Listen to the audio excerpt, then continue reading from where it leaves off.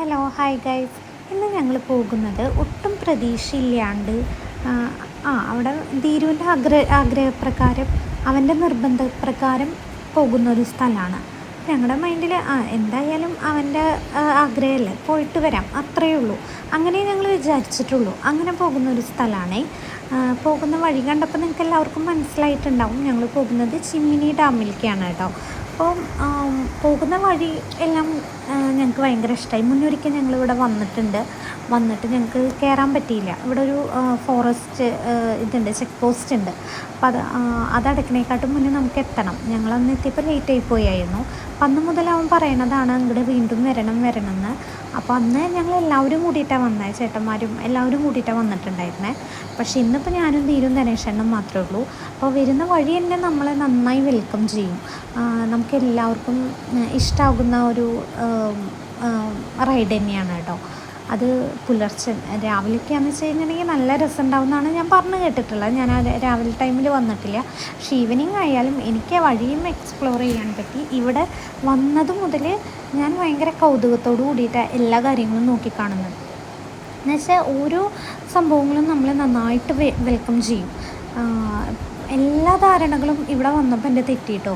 ഇവിടെ ഒന്നും കാണാനില്ല എന്ന് പറയുന്നത് അങ്ങനെയല്ല, ഇഷ്ടംപോലെ നമുക്കിവിടെ എക്സ്പ്ലോർ ചെയ്യാനുണ്ട്. വന്നത് മുതൽ എന്താ പറയുക, നിറച്ച് കുരങ്ങന്മാരാണ്. അതൊന്നാമത്തെ കാര്യം.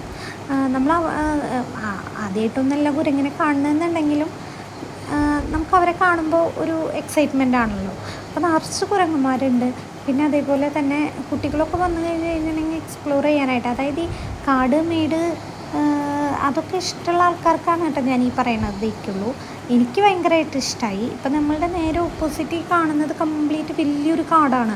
അതായത് കടുവടക്കമുള്ള കാടാണ്. അപ്പോൾ ഒരു കാട്ടിൽ കടുവയുണ്ടെന്ന് വെച്ച് കഴിഞ്ഞിട്ടുണ്ടെങ്കിൽ ആ കാട് ഭയങ്കര സമ്പൂർണ്ണമായി എന്നാണ് പറയണത്. കടുവയുള്ള കാട്ടിൽ എല്ലാ മൃഗങ്ങളും ഉണ്ടാവുന്നതാണ് എന്നുള്ളതാണ്. അപ്പോൾ നമുക്കിവിടെ അതുമാത്രമല്ല, ഭയങ്കരമായിട്ടുള്ള പ്രകൃതിയുടെ നല്ലൊരു ഭംഗി നമുക്കിവിടെ ആസ്വദിക്കാൻ പറ്റും. പിന്നെ ഈ ഡാമാണെന്ന് വെച്ചാലും നമുക്ക് വല്ലാണ്ട് അങ്ങോട്ട് ഇറങ്ങണത് റിസ്ക്കാണ്. അതായത് ഇവിടെ അവർ ചോദിച്ചപ്പോൾ പറഞ്ഞത് നമ്മളിപ്പോൾ ഇവിടെ നിന്ന് കുറച്ചങ്ങോട്ട് നീങ്ങിക്കഴിഞ്ഞാൽ 100 അടി വരെ ആഴമുണ്ട് എന്നാണ് പറഞ്ഞത്. നേരെ ചതുപ്പാണ്. അപ്പോൾ നമുക്ക് വെള്ളത്തിലേക്കൊന്നും ഇറങ്ങി ആരും റിസ്ക് ഒന്നും എടുക്കരുത്.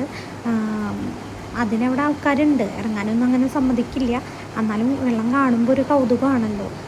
നല്ല ഭംഗിയായിട്ടുള്ള ചുറ്റും മലകളും കാടും ഒക്കെ ആയിട്ട് ഭയങ്കര രസമായിട്ടുള്ളൊരു ഈവനിങ് ആയിരുന്നു. ബാക്കി വിശേഷം